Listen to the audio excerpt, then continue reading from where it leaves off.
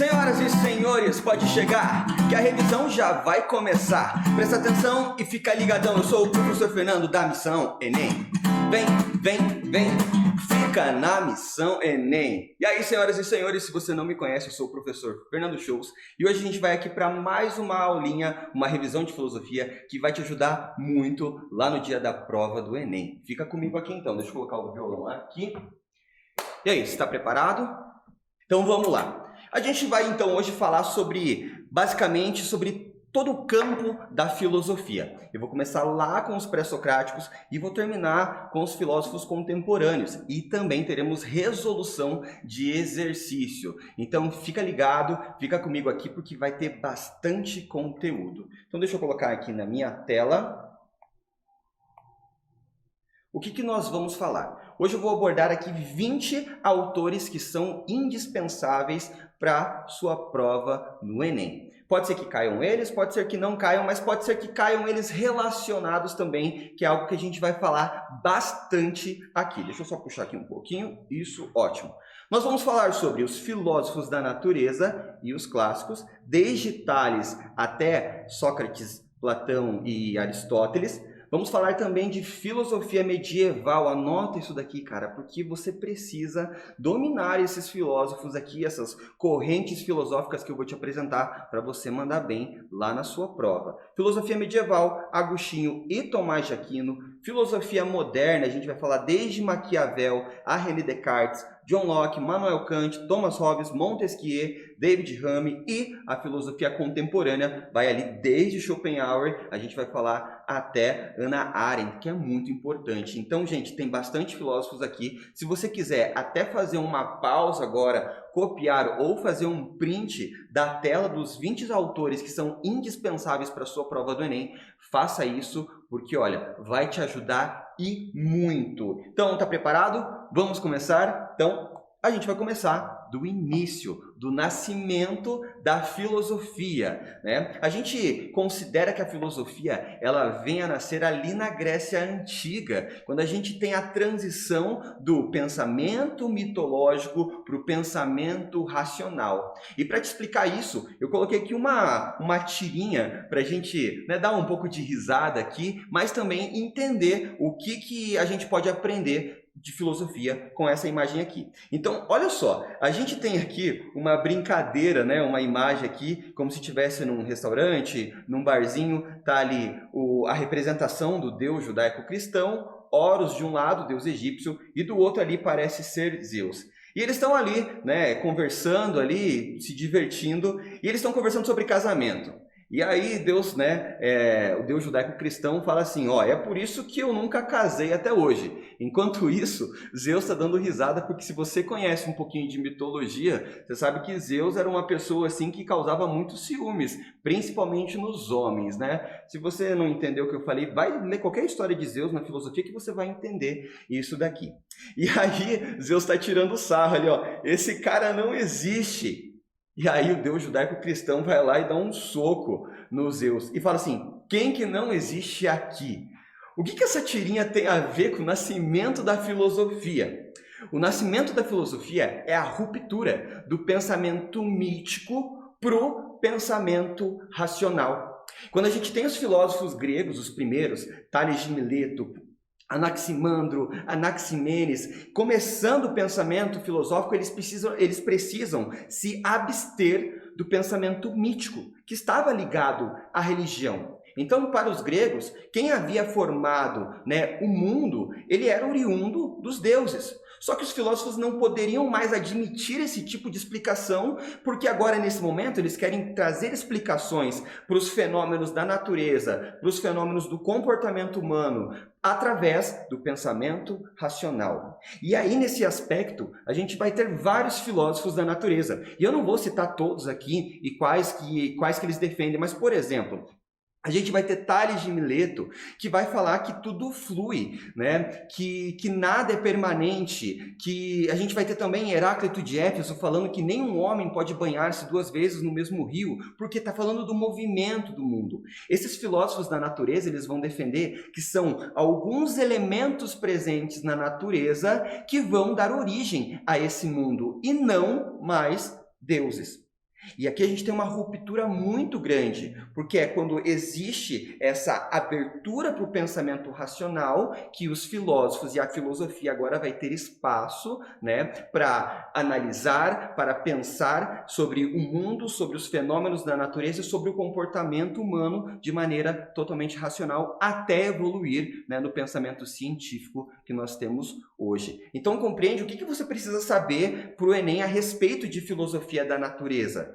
Quando está falando sobre o surgimento, né, sobre a criação, a existência, seja lá como a gente vai chamar esse surgimento do mundo, a gente não tem explicações mitológicas, nós vamos ter explicações racionais. Guarda isso, que você já vai entender aonde eu quero chegar com isso daqui. Ok? Bom, quando a gente tem esses filósofos da natureza chamados de pré-socráticos também, agora a gente vai ter em si o início da filosofia que pensa sobre o ser humano, sobre o comportamento humano. E esse pontapé inicial é dado por Sócrates. Sócrates é o grande pai da filosofia, por mais que não são todas as literaturas que concordem com isso, mas na literatura tradicional ele é considerado o pai da filosofia porque ele traz esse pensamento filosófico agora, não só para pensar sobre o mundo, mas para pensar sobre nós, o que é extremamente complicado. Você deve estar aí nesse momento de Enem, de vestibular, e você deve estar pensando quem eu sou, o que eu quero fazer, e é justamente nessa pegada que Sócrates vem. Se liga nessa dica que eu vou te passar agora. Sócrates, ele fala assim: conhece-te a ti mesmo. Outra frase muito conhecida que você não vai usar no Enem na hora que você não lembrar de uma questão, é aquela frase assim: eu só sei que nada sei. O que Sócrates estava querendo dizer com isso?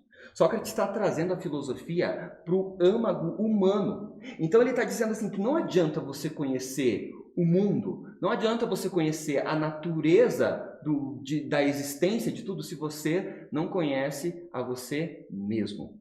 Pode tomar uma água agora, que eu sei que você deve estar pensando muita coisa a respeito de você, do que você quer com a vida, mas volta aqui comigo, porque a gente tem uma missão para te salvar. Então, Sócrates, quando ele fala que só sei que nada sei, ele está falando que nós estamos em constante aprendizado, e que esse aprendizado ele começa dentro de nós, e depois ele se externa para o mundo, mas que a gente está sempre aprendendo, e esse processo ele se estende até o final da vida das pessoas. E nisso, ele vai comprar briga com os caras chamados de sofistas, que eles eram envolvidos com a política na época da Grécia. Eles ensinavam retórica, né, para os filhos dos aristocratas, para que, para que eles fizessem bons discursos, para que eles, convencessem a população daquilo que eles queriam fazer politicamente. Aí quando Sócrates chega e fala que aqueles sofistas, eles não sabem aquilo que eles dizem saber, Sócrates compra uma briga enorme na Grécia. Tanto que, por conta disso, Sócrates é então condenado à morte. E é aí que a gente vai ter depois Platão, que foi discípulo de Sócrates, fazendo uma das grandes homenagens ao seu mestre lá no mito da caverna. Lembra lá que teu professor, eu devo ter ensinado para você, que existia na caverna, isso já estou falando de Platão, tá? Existia numa caverna alguns homens que estavam acorrentados e eles só viam sombras, de maneira muito resumida. Um daqueles homens se soltou, conseguiu sair da caverna e viu que eles passaram a vida inteira acreditando que aquelas sombras eram a verdade, mas no fundo eram só sombras. Aquele homem volta e tenta mostrar a verdade para os seus amigos que estavam acorrentados, mas eles não acreditaram nele. E aí pegaram e mataram.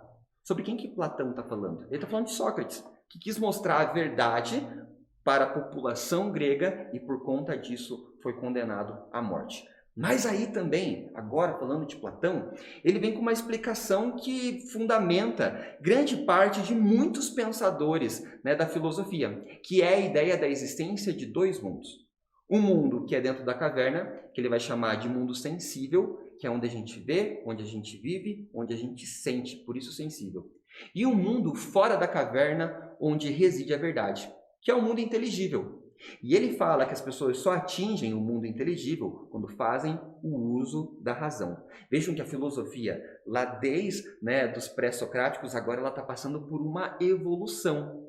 E essa evolução desse pensamento se consolida aqui com Platão, quando ele vem com todo esse aspecto de que as pessoas precisam usar a razão para atingir a verdade.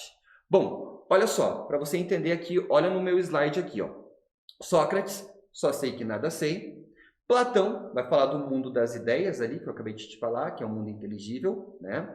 E agora a gente entra, de uma maneira bem breve também, em Aristóteles, que foi discípulo de Platão, mas que ao concluir os seus estudos com seu mestre, chegou assim e pensou, não, Platão não estava correto não, não tem nada de um mundo das ideias, tudo que existe está aqui e a gente precisa estudar as coisas que estão aqui. E aí, Aristóteles desenvolve, né, conceitos importantíssimos para a filosofia que caem lá no Enem, que é o conceito de causa, o conceito de potência e o conceito de ato. E também é Aristóteles que vai dar abertura para algo que não cai, despenca, tropeça no Enem, que é ética e o assunto da felicidade que permeia toda a filosofia. Bom, o que Aristóteles queria dizer? Que ao invés de nós ficarmos pensando que existe um outro mundo onde existem coisas perfeitas, na verdade tudo está aqui e que nós precisamos analisar essas coisas aqui. E aí ele desenvolve o conceito de ato e potência. O que é ato?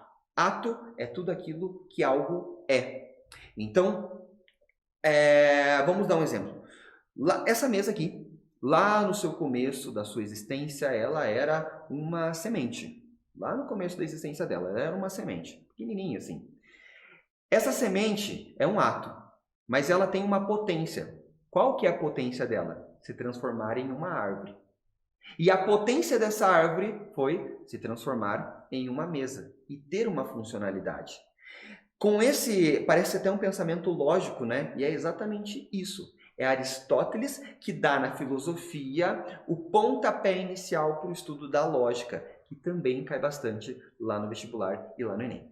E olha só, aqui eu preciso também te falar do conceito de ética, que Aristóteles também vai pensar muito sobre política, né? Todo grego respirava política naquela época. E ele vai trazer, dentro do conceito ético, a ideia de bem comum. Ou seja, qual que é a melhor forma de agir numa sociedade? Pensando no bem comum. E a isso ele vai chamar de política.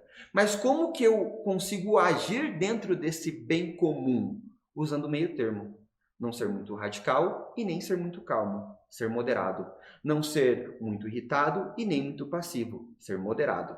Então, na sua vasta filosofia, Aristóteles ele é muito importante por dar também esse pontapé dentro do comportamento humano, né, analisado pela filosofia. E aí, tá comigo aqui? Olha, vamos lá para uma prática agora, vamos ver o que o Enem fala a respeito, né, de filosofia, que a gente acabou de estudar desses períodos aqui do pré-socrático e do socrático. Olha só, pega a primeira dica que eu vou te dar aqui em relação quando você vai fazer uma questão de filosofia no Enem. Vem aqui comigo. Primeiro, antes de você começar a ler o texto e você ler o comando da questão, você lê da onde que saiu aquele texto que estão te cobrando no Enem. Vem aqui para o slide. Olha só, se você for olhar aqui, nós temos um texto, né? Essa questão é de 2021 e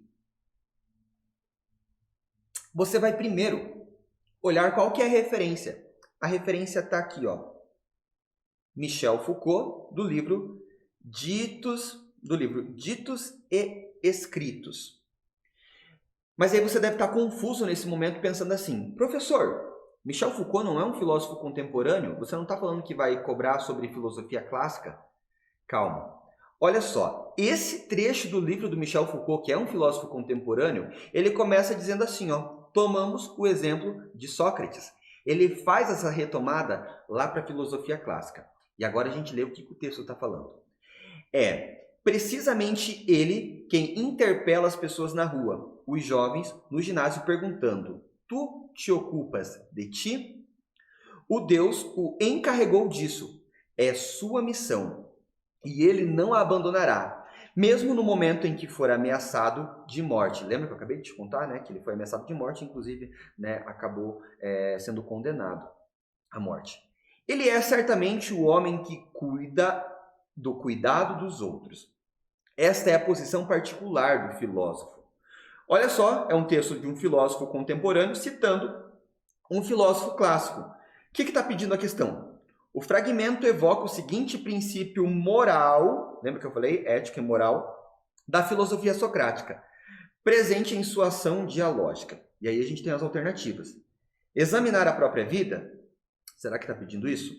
Ironizar seu oponente, cuidado que essa daqui era uma pegadinha. Por quê? Um dos conceitos da filosofia socrática é a ironia, né? Sócrates, ele extraía a verdade dos outros por meio da pergunta, ele chamava isso de maiêutica. Mas para funcionar, ele ironizava, até a pessoa chegar na conclusão de que ela não sabia aquilo que ela afirmava saber. Mas aqui nesse texto não é sobre isso, tá? Então, ó, elimina, não é a B. Sofismar com a verdade. Olha aqui outra pegadinha. Lembra que eu te falei que Sócrates estava ali em combate com os sofistas? Cuidado com essas pegadinhas, porque aqui ó, tá descontextualizado. Debater visando a aporia. Daí você nem lembra o que é aporia, mas você lembra que é uma palavra grega e talvez na dúvida você vai lá e marca. Não cai nesse erro. Vai na resposta que está dentro do contexto do trecho de texto que você acabou de ler. E desprezar a virtude alheia. Não, muito pelo contrário. Sócrates é o que? Eu não falei para você que é o que traz a filosofia para o humano, para o comportamento humano? Então, qual que seria a alternativa? Examinar a própria vida. Por isso que ele fala, conhece-te a ti mesmo. Você só chega à conclusão também da outra máxima dele, que é, né, só sei que nada sei, quando você olha, quando você examina a própria vida. E aí? Essa estava de boa, né, para acertar. Ó, de 2021, questão super atualizada e recente. Deixa eu apagar aqui. Ótimo. Bom, agora podemos dar um passo além aí da filosofia e vamos falar agora de filosofia medieval, que dentro da história está ali, né, na Idade Média. Então, olha só, quem que nós temos aqui? São dois os filósofos âncoras de todo o pensamento filosófico medieval. Vai ser o Agostinho e o Tomás de Aquino. Mas aí eu vou te dar uma dica. Essa dica, olha, vale ouro. Olha aqui para o slide para essa dica que eu vou te dar. Quando você lê Agostinho, puxa na sua mente um esquema mental. O que é um esquema mental? É quando eu falo algo para você e vem diversas janelinhas na sua cabeça. Quando você ler Agostinho, puxa na sua cabeça a filosofia de Platão. Gente, é muito legal escrever aqui, sério. Quando eu falar de Tomás de Aquino, você lembra de quem? De... Mãe, eu quero um desse de Natal, tá, gente? Eu tô falando aqui da tábua, tá? Mãe, se você estiver vendo esse vídeo, tá? De Aristóteles, ó, volta atenção aqui em mim. Aristóteles, eu escrevi certo. Por que, professor? Mas você não tá falando de um novo filósofo? Fica ligado nessa dica. Agostinho, ele desenvolve a sua filosofia baseado em Platão. O que ele vai fazer? Ele só vai, de uma certa maneira, tá? Ele não vai plagiar, mas ele vai transcrever aquele pensamento e vai adaptá-lo. E, claro, colocar a sua personalidade, a sua própria razão ali, mas baseado em Platão. Como assim, professor? Ó, você vai pegar essa dica aqui, cara, isso vai mudar a sua vida. Cidade de Deus. O que Deus remete dentro do pensamento cristão? A perfeição. Se a cidade de Deus que ele chama, né, que ele divide, existe a cidade de Deus e a cidade dos homens. Como que a gente pode colocar isso dentro da filosofia de Platão? A cidade de Deus nada mais é do que aquele mundo das ideias. Ou aquele mundo inteligível que eu te falei, que é onde existem as coisas perfeitas. O mundo fora da caverna. E o mundo dentro da caverna, que é imperfeito, ele chama de cidade dos homens, que é, né, o mundo sensível. Que é o mundo sensível. Então, caiu uma questão de filosofia medieval. Se cair Agostinho, relaciona com Platão. Se cair Tomás de Aquino, relaciona com Aristóteles. Por que que eu vou relacionar então, professor, Tomás de Aquino com Aristóteles? Porque Tomás de Aquino é o primeiro filósofo medieval que vai falar que é possível conhecer o mundo através da razão, porque se o ser humano foi criado por Deus, segundo o que ele fala, a razão está dentro do ser humano, logo a razão também é oriunda de Deus. Então eu posso tanto usar a fé, mas eu também posso racionalizar a minha fé. O que há antes de Tomás de Aquino não era pensável nisso, não era pensado de maneira nenhuma. Por quê? Segundo Agostinho, você precisa da fé para conhecer a Deus, e se Deus é a verdade, aí você até volta naquele escrito bíblico que fala: conhecereis a verdade vos libertará. Agostinho usa isso porque as pessoas precisam ter fé para conhecer a Deus, para conhecer a verdade. Porém, Tomás de Aquino fala que, olha, você pode usar a fé, mas você também pode usar a razão, a racionalização, porque ela também foi dada por Deus. Viu como que eles estão relacionados? Eu sempre gosto de, quando eu dou aula, falar desses filósofos todos juntos, porque fica mais fácil o entendimento. Ó, faz um print disso daqui, porque essa dica aqui vai te ajudar e muito, tá? Vamos lá para a próxima questão. Acho que tem que apagar aqui primeiro. Ótimo. E agora, vamos olhar aqui uma questão que cobra filosofia medieval. E essa é a questão que, geralmente, o aluno ele fica desesperado. Porque você está lá fazendo a tua prova e, de repente, tem 2 textos de referência para você. Mas calma, não se desespere. Ó, quando tem 2 textos, eu vou te dar uma dica agora. Tá? Ao invés de você começar lendo esses textos, ó, presta atenção aqui em mim, olha para mim. Ao invés de você começar esses 2 textos aqui, você vai direto para o comando da questão, tá? E depois não esqueça de ler as referências do texto. Isso te ajuda muito a você ali encontrar o que a questão quer. Então vamos ler primeiro o comando da questão? Ó, filósofos de diversos tempos históricos desenvolveram teses para explicar a origem do universo. Veja que a gente estava falando disso agora há pouco aqui, né? Lembra dos pré-socráticos? A partir de uma explicação racional. As teses de Anaximenes, filósofo grego antigo, e de Basílio, filósofo medieval, têm em comum, na sua fundamentação, teorias que... Professor, mas você não falou de Basílio, você falou de Tomás de Aquino e você falou de Santo Agostinho, né? O Agostinho de Hipona. Se está aqui escrito que Basílio é um filósofo medieval, a base do pensamento dele é um pensamento que envolve fé, que envolve Deus. Como que a gente chama isso? De teocentrismo, certo?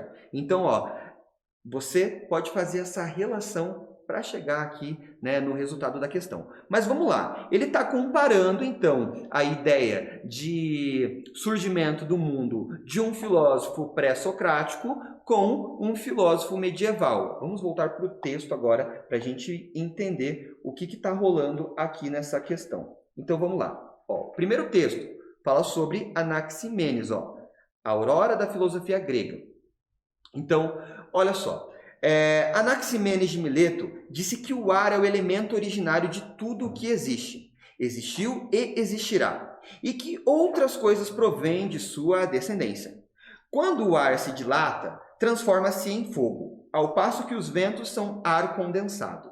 As nuvens formam-se a partir do ar por filtragem e, ainda mais condensadas, transformam-se em água. A água, quando mais condensada, transforma-se em terra, e quando condensada ao máximo possível, transforma-se em pedra. O que ele está falando? Anaximenes está falando que o ar é o princípio que origina o mundo. Agora vamos ver o que né, esse texto tirado do livro História da Filosofia Cristã, olha só, já te entregou aqui sobre o que está falando o texto, vai falar a respeito desse surgimento do mundo. Basílio Magno, filósofo medieval, escreveu: Deus, como criador de todas as coisas. Olha só, ao invés de jogar na natureza, os filósofos medievais jogam o elemento criação em Deus. Está no princípio do mundo e dos tempos. Quão parcas de conteúdo se nos apresentam, em face desta concepção, as especulações contraditórias dos filósofos, para os quais o mundo se origina, ou de algum dos 4 elementos, como ensinam os jônios, ou dos átomos, como julga Demócrito. Na verdade, dão a impressão de que querem ancorar o mundo numa teia de aranha. Então ele está fazendo essa relação entre, né, a ideia de Deus criar o mundo com os pré-socráticos ou filósofos da natureza. Vem aqui comigo que agora você vai entender, então, o que está pedindo esse texto? O que está falando esses textos? Eram baseados na ciência da natureza? Não, não é baseado na ciência da natureza, porque o primeiro texto sim, mas o segundo não. O segundo está falando de fé, está falando de teologia, de pensamento, né, religioso. Refutavam as teorias de filósofos da religião? Não. Aqui os textos estão apresentando e não está refutando ali o Basílio. Tinham origem nos mitos das civilizações antigas? Não, aqui a gente está falando, né, de teologia e de filosofia medieval. Postulam um princípio originário para o mundo? Ambos os textos, sim. Tá? Um joga o princípio na natureza, que é os pré-socráticos, e outro joga o princípio originário do mundo em Deus. Por que não é a última? Defendiam que Deus é o princípio de todas as coisas? O Basílio, sim. O Anaximenes, não. Então, não poderia também ser a E. Alternativa correta, a D. Acertou essa? Viu? É uma questão com dois textos que na hora pode parecer extremamente complicada, mas que se você seguir essa regra que eu falei, que eu vou repetir aqui, que é ler o comando da questão, ler as referências dos textos, depois os textos e vai para as alternativas, você vai mandar bem lá na questão do Enem. Ok? Bom, agora vamos entrar na filosofia moderna. E agora tem filósofo pra chuchu. E aqui a gente vai falar muito, principalmente agora, sobre sociedade. Por quê? Vamos lembrar lá de história? Tem o fim da Idade Média, e aí a gente tem o renascimento das monarquias e dos estados nacionais modernos. E o que a gente vai ter nesse momento? Política. Você tem que lembrar, porque a gente fala de filosofia moderna, a gente está falando de política. E quem que vai falar primeiro sobre política de uma maneira, né, que é considerado o pai da política na filosofia, por mais que a gente falou lá de Aristóteles, mas aqui da filosofia moderna? Maquiavel. Nicolau Maquiavel, quando escreve o livro O Príncipe, onde até hoje as pessoas não sabem se ele realmente estava dando recomendações para o príncipe ou se ele estava ironizando o príncipe. Mas ele é o autor da famosa frase: os fins justificam os meios. O que ele está falando? Maquiavel, ele fala que um príncipe, para se manter no poder, tem que fazer aquilo que é necessário. E se ele for necessário em alguns momentos ser temido, que assim seja. Ele deve ser amado, mas ele também deve ser temido. Isso me lembra muito Game of Thrones, né? Algumas casas que governavam, né? Lembra disso? Quando cair Maquiavel lá, tenta lembrar desses reinados, desses filmes que apresentam esses reis, tá? Então, o que Maquiavel está falando? O rei deve se perpetuar no poder. A forma que ele vai se perpetuar não importa. O que importa é ele manter um governo forte, né, e manter a população ali sobre o seu controle. Por isso que ele fala sobre virtudes também, né, ou virtu, que eles chamam. Bom, depois disso a gente vai ter também o nascimento do pensamento científico aqui, ó. Quando Descartes vai falar no penso, logo existo. O que será que ele estava querendo falar sobre isso? René Descartes, ele vai dar o pontapé aqui dentro do pensamento analítico e científico. E nesse aspecto aqui, René Descartes vai pensar o que é verdade, o que é verdadeiro. Será que a vida que a gente leva é uma vida que realmente existe ou será que não? E aí ele começa a questionar tudo. E aí ele até cria a chamada dúvida metódica, tá? Lembra que René Descartes é o que cria o método cartesiano, que você utiliza lá na matemática, lá, que é utilizado em métricas em várias coisas. Mas aqui a gente está falando de filosofia. Por que ele traz isso para cá? Porque ao questionar tudo, se ele realmente existia, sobre o que era verdade, sobre o que não era, ele chega a uma única conclusão. Que a única verdade que ele pode afirmar é a que ele pensa. Então, a única coisa que comprova a sua existência é o seu pensamento. E é aí que ele chega nessa conclusão de que se eu penso, logo eu existo.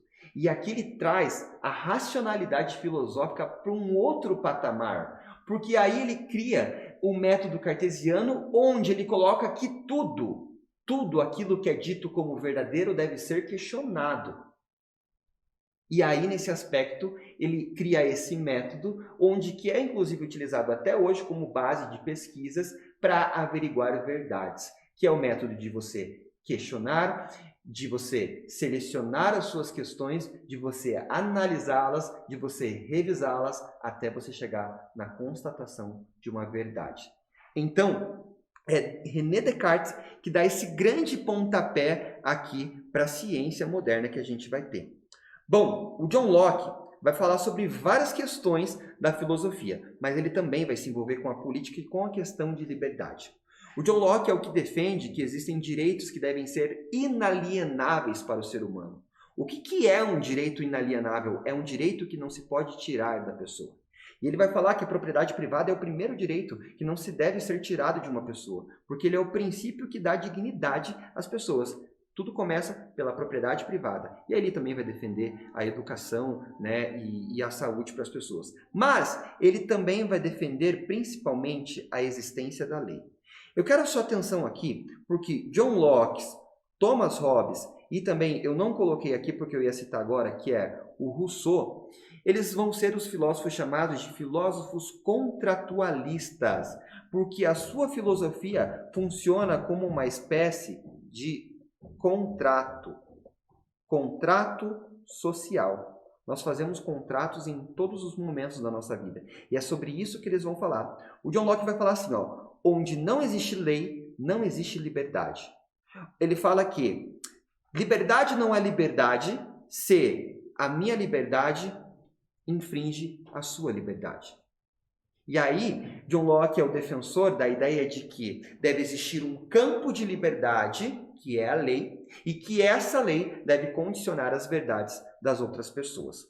Bom, só que nesse aspecto, nós vamos ter outros contratualistas que vão divergir no seu pensamento. Um deles é Thomas Hobbes, que vai falar assim, que o homem é o lobo do próprio homem. Então, devem existir leis fortes e um monarca muito forte, né, que ele escreve no seu livro Leviatã. E esse monarca, ele deve ter um governo forte para controlar essa liberdade das pessoas, porque o ser humano é mau por natureza. O ser humano é o lobo do próprio homem. E aí, em contraposição a ele, a gente vai ter Rousseau, que vai falar o seguinte, que o ser humano nasce bom, mas é a sociedade que corrompe. Então, as leis devem dar condições para que as pessoas exerçam sua bondade e que não caiam em um mau caminho. Nesse aspecto de pensar na sociedade, a gente também tem Immanuel Kant, que vai falar o seguinte, o homem não é nada além daquilo que a educação fez dele. E aí Immanuel Kant é o que defende esse espaço da ética. Ele fala que a única forma das pessoas saberem usar a sua liberdade, delas saberem se posicionar dentro da vida em sociedade e saberem agir politicamente é através da educação. Por isso que ele desenvolve o conceito de menoridade intelectual. E ele fala que essas pessoas que possuem essa menoridade, ou que estão nessa menoridade intelectual, devem ser tuteladas por alguém até que atinjam um estado de educação e para que consigam a sua maioridade.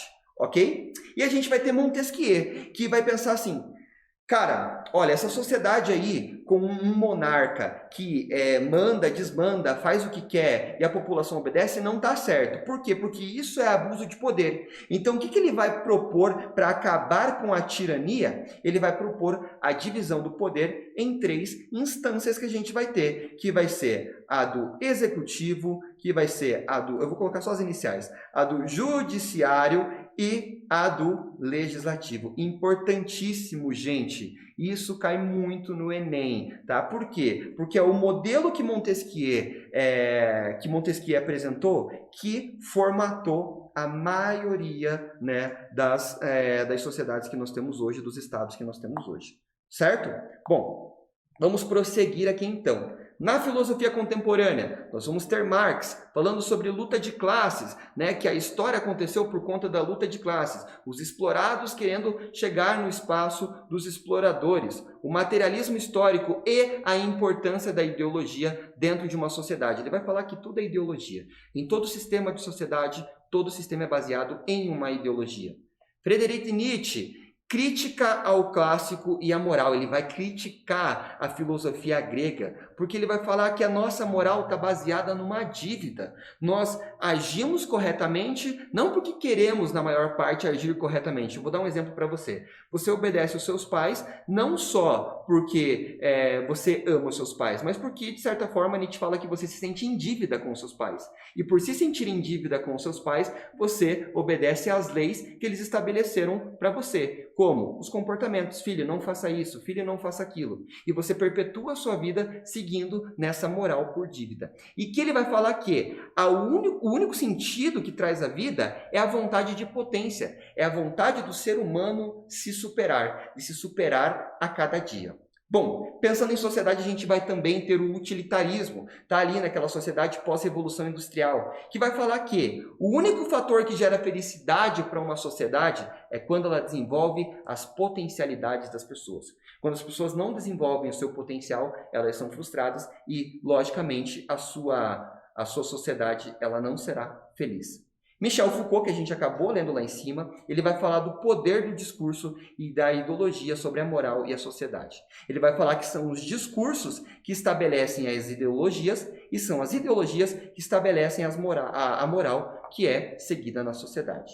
E fechamos aqui dizendo que existe também o existencialismo, onde Sartre vai falar que estamos condenados a sermos livres. É aqui que Sartre pega e tira toda a responsabilidade que a gente joga no acaso, na vida ou até mesmo na religião e puxa para nós. Não, as coisas estão acontecendo na sua vida dessa forma porque você agiu desse jeito. Você é totalmente responsável pelas suas ações. Para a gente chegar aqui no nosso momento final da nossa aula, vamos ali então para mais uma questãozinha de Enem para a gente fechar?